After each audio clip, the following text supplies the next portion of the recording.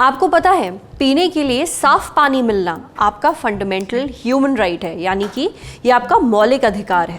भारतीय संविधान के आर्टिकल 21 के तहत हिंदुस्तान में साफ पानी पीना हर इंसान का हक है। इसलिए आपके घरों में जो पानी आता है वो साफ हो, इसकी जिम्मेदारी नगर पालिका या फिर नगर निगम की होती है। अब पानी अपने आप तो साफ और पीने लायक होगा नहीं, इसे साफ करना पड़ता है।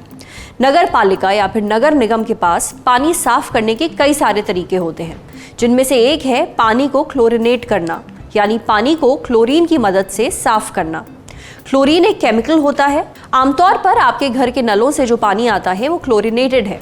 अब इसमें प्रॉब्लम क्या है? प्रॉब्लम है पानी में क्लोरीन की ज़्यादा मात्रा। देखिए, ये बात कोई छुपी नहीं है कि हमारी नदियों में, तालाबों में पानी जो है वो पीने लायक नहीं होता, ये बहुत गंदा होता है और इसे साफ करने के लिए करनी पड़ती है एक्स्ट्रा मेहनत। ऐसे में अगर आपके पास हाइपर क्लोरिनेटेड पानी पहुंच रहा है, यानी पानी में ज़्यादा क्लोरीन मिला है, तो उसके कई खतरनाक नुकसान हो सकते हैं। क्या है वो नुकसान, ये तो हम जानेंगे ही, पर पहले बात करते हैं कि क्लोरिनेटेड पानी क्या होता है और आपको कैसे पता चलेगा कि आपके घरों में हाइपर क्लोरिनेटेड पानी आ रहा है। अभी हमें जो पानी मिलता है म्यूनसिपैलिटी से वो यूजुअली थोड़ा क्लोरिनाइज्ड होता है। अभी ये क्लोरिनेटेड पानी होता क्या है? जो पानी बीएमसी या आपकी जो भी म्यूनसिपैलिटी है वो इकट्ठा करती है और रोज़ आपके नलों में भेजती है, वो पानी कहीं ना कहीं पे इकट्ठा रहता है, नदी में, तालाब में, पॉन्ड में, लेक में, किसी टंकी में। तो वो पानी थोड़ा अशुद्ध हो जाता है, उसमें कुछ बैक्टीरिया, वायरसेस पनपते हैं और अगर वो पानी पीने योग्य सीधा नहीं होता है, तो उसको थोड़ा क्लोरिनाइज किया जाता है, जिसको डिसइंफेक्शन की प्रोसेस कहते हैं। तो उसको क्लोरिनाइज करने के लिए उसको वो थोड़ा ब्लीचिंग पाउडर डालते हैं, जिससे उसमें क्लोरीन रिलीज होती है। और ये जो क्लोरीन होती है ये अधिकतर, नॉट सारे, अधिकतर बैक्टीरिया और वायरसेस को मार देती है और वो पानी जो होता है वो हमारे पीने योग्य हो जाता है। अगर ये क्लोरीन जो उन्होंने डाली है, अगर वो किसी आवश्यक मात्रा से ज़्यादा है और वो पानी अगर हम पीते हैं तो हमें उससे नुकसान हो सकता है। इन जनरल जो भी म्यूनसिपैलिटी होती है वो उस पानी को आवश्यक मात्रा में ही क्लोरिनाइज्ड करती है, उससे ज़्यादा वो क्लोरिनाइज नहीं करती है। पर कभी कभार ऐसा हो सकता है कि वो ब्लीचिंग पाउडर जो भी डालते हैं वो थोड़ा ज़्यादा चला गया हो, तो उसका हमें कैसे मालूम पड़ेगा? तो अगर आपको जो पानी जो आपके नलों में आ रहा है उसमें आपको अगर ब्लीचिंग पाउडर जैसी स्मेल आ रही है, लाइक जो स्विमिंग पूल में जो पानी होता है वैसी अगर स्मेल आ रही है, तो ऐसा हम समझ सकते हैं कि शायद इसमें एक्स्ट्रा क्लोरीन मिलाया गया है। या फिर जब हम उस पानी से नहाते हैं और अगर हमें कुछ इचिंग होती है, रेडनेस होती है, रैशेज होते हैं, स्मॉल अल्सर्स होने लगते हैं अगर स्किन पे, तो ये भी हो सकता है, ये भी हाइपर क्लोरिनेटेड वाटर के कारण जो लक्षण होते हैं उसके कारण से ही ऐसा हो सकता है।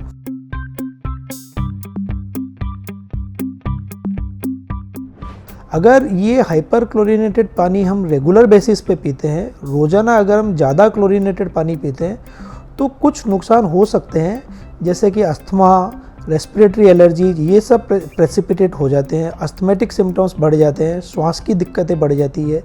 प्रेग्नेंट लेडीज जो होती है अगर वो हाइपर क्लोरिनेटेड पानी पीती है तो शायद ऐसे चांसेज हैं कि उनका जो बच्चा है उसमें कुछ एबनॉर्मलिटीज हो सकती है। अगर लॉन्ग टर्म तक हाइपर क्लोरिनेटेड पानी पिया जाए तो कुछ कैंसर्स तक भी हो सकते हैं, इनके होने के चांसेस भी बढ़ जाते हैं।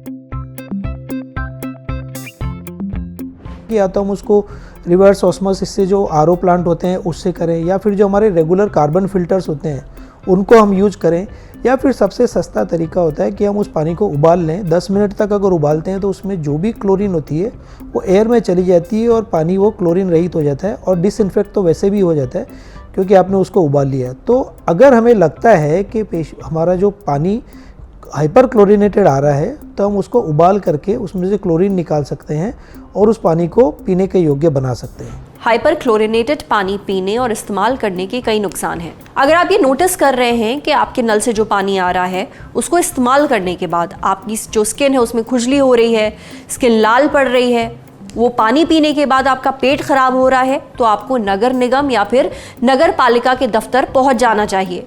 साथ ही आप जो वाटर टैक्स जमा करते हैं उसकी पर्ची जरूर साथ ले जाइए। दूसरा तरीका बताने से पहले आपको याद दिला देते हैं कि आप वोट देते हैं, जिससे चुने जाते हैं पार्षद। इन पार्षदों को पकड़िए और पूछिए कि भाई वोट दिया था, अब पानी साफ क्यों नहीं मिल रहा। गांव में रहते हैं तो प्रधान को पकड़िए। अब बढ़ते हैं सेहत के अगले सेगमेंट की तरफ, तन की बात। जानिए अगर पैरों से आती है बदबू तो क्या करें। गर्मियों का मौसम, पसीना तो पानी की तरह बहता है। अब अगर आप इस गर्मी में घंटों जूते और मोजे पहन कर रहते हैं तो पैरों से आता है गजब पसीना और फिर आती है भयानक बदबू। अगर आपको पैरों से बदबू आने की समस्या है तो सबसे पहले इसकी वजह जान लीजिए। देखिए, इसकी वजह है बैक्टीरिया। वैसे बहुत कम लोग ये जानते हैं कि पसीने की खुद की कोई स्मेल नहीं होती है, यानी पसीने से बदबू नहीं आती है।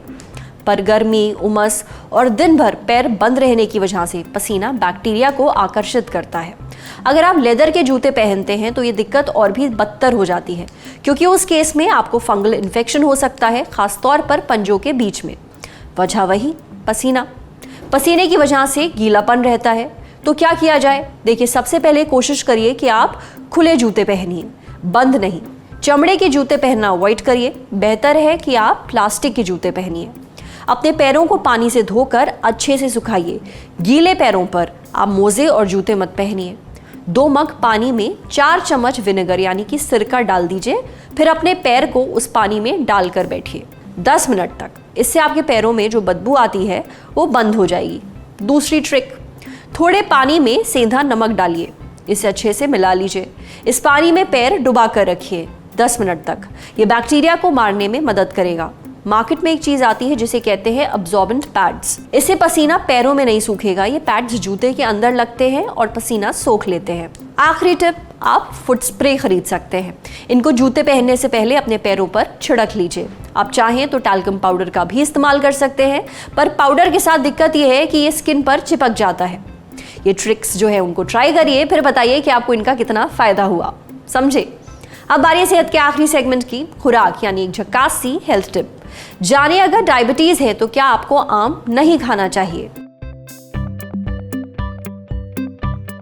गर्मियों के मौसम में आम नहीं खाया तो फिर क्या खाया? पर जिन लोगों को डायबिटीज है क्या वो लोग आम खा सकते हैं? क्योंकि अक्सर शुगर पेशेंट्स को आम नहीं खाने की सलाह दी जाती है। इसके बारे में और जानकारी दी न्यूट्रिशनिस्ट नमामी अग्रवाल ने। उनका कहना है कि ये बात सच नहीं है। देखिए, ऐसा नहीं है कि आपको अगर शुगर है तो आप एकदम आम नहीं खा सकते। आम का ग्लाइसेमिक इंडेक्स हाई नहीं होता है। ग्लाइसेमिक इंडेक्स यानी कि कोई भी खाने पीने की चीज आपका ब्लड शुगर लेवल कितना ज्यादा और कितना जल्दी बढ़ा सकती है। पर हाँ, एक बात का ध्यान रहे, हम अक्सर अपने घरों में आम को खाने के बाद डेजर्ट की तरह खाते हैं। ऐसा ना करिए। आम को स्नैक की तरह खाइए, यानी खाना खाने से पहले, खाना खाने के बाद नहीं। साथ ही आम को कंट्रोल में खाइए।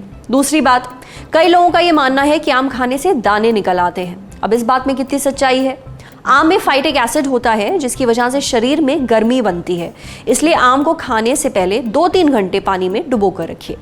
आज सेहत पर इतना ही। अगर आप एक डॉक्टर हैं, हमसे कुछ शेयर करना चाहते हैं तो जो ईमेल आईडी इस वक्त आपको अपनी स्क्रीन पर दिख रही है उस पर हमें एक मेल भेज दीजिए। ये वीडियो फेसबुक पर देख रहे हैं तो हमारे फेसबुक पेज को लाइक करिए। यूट्यूब पर देख रहे हैं तो हमारे चैनल को सब्सक्राइब करिए। बेल आइकन पर ज़रूर क्लिक कर दीजिए ताकि जब भी हम कोई नया वीडियो अपलोड करें तो उसका नोटिफिकेशन आप तक सबसे पहले पहुंचे। शुक्रिया।